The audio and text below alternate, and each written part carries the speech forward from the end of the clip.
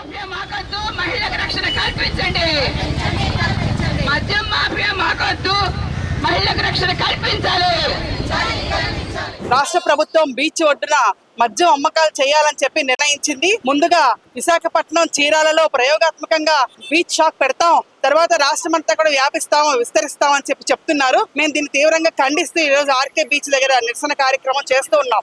ఎందుకంటే ఇప్పటికే రాష్ట్ర వ్యాప్తంగా మహిళలపైన, పసిపిల్లలపైన అనేక అఘాయిత్యాలు జరుగుతూ ఉన్నాయి. దానికి ప్రధాన కారణం మద్యం, మత్తు పదార్థాలు. వీటిని నిషేధించాలని చెప్పి మహిళా సంఘాలు గాని, ప్రజలు గాని, యువత అందరూ కూడా కోరుకుంటుంటే ఈ రోజు రాష్ట్ర ప్రభుత్వం మద్యాన్ని ఏరులై పారిస్తూ ఉంది. చంద్రబాబు నాయుడు అధికారంలోకి వచ్చిన ప్రతిసారి కూడా మద్యాన్ని ఆదాయ వనరుగా అనుకుంటారు. అనుకుని మద్యం షాపులు విపరీతంగా పెంచుతున్నారు. ఇప్పటికే అక్రమంగా మద్యం అమ్మకాలు పెరుగుతున్నాయి. బెల్ట్ షాపులు రద్దు చేయాలని చెప్పి మేము కోరుతుంటే బెల్ట్ షాపులు విపరీతంగా పెరుగుతున్నాయి. అలాగే మద్యం, మాదక ద్రవ్యాలు కూడా పెరుగుతున్నాయి. వీటన్నింటిని అరికట్టాలని చెప్పి మేము డిమాండ్ చేస్తూ ఉన్నాం. స్పీకర్ గారు మనందరికీ తెలుసు, గౌరవనీయులు, ఆయన ఏం చెప్పారు, గోవా లాగా విశాఖపట్నం బీచ్ లో కూడా మద్యం టూరిస్ట్ గోవా కల్చర్ తీసుకొస్తామని చెప్తూ ఉన్నారు. అలాగే కుటుంబాలతో వచ్చిన వాళ్ళు కాఫీ తాగడానికి రారు, ఒక బీరో వైన్ తాగుతారని చెప్పి ఆయన చెప్తున్నారు. అంటే ఎంత బాధ్యత రాహిత్యం. ఈ రోజు ఇక్కడికి వస్తున్న వాళ్ళు మనందరం చూస్తూ ఉన్నాం. విశాఖలో ఎంతో ప్రశాంతమైన వాతావరణం, కుటుంబాలతో సహా వచ్చి మహిళలు, పిల్లలు అందరూ కూడా ఈ రోజు బీచ్ ఒడ్డున ఎంతో ఎంజాయ్ చేస్తూ ఉంటారు. ఇటువంటి వాతావరణాన్ని కలుషితం చేయడానికి మేము తీవ్రంగా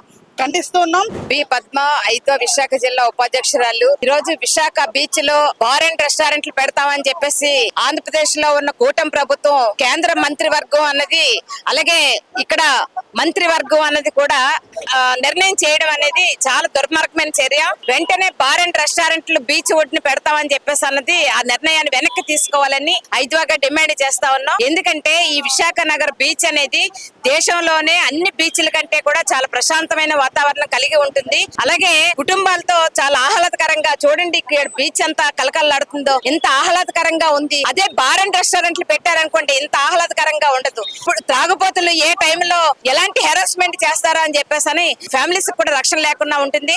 అలాగే ఇక్కడ యూనివర్సిటీ ఉంది. వీళ్ళంతా చదువుకునే వాళ్ళంతా యువత సేద తీర్చడం కోసం, కొంచెం మైండ్ ఫ్రెష్ అప్ అవడానికి ఇక్కడ వచ్చి సేద తీరుస్తూ ఉంటారు.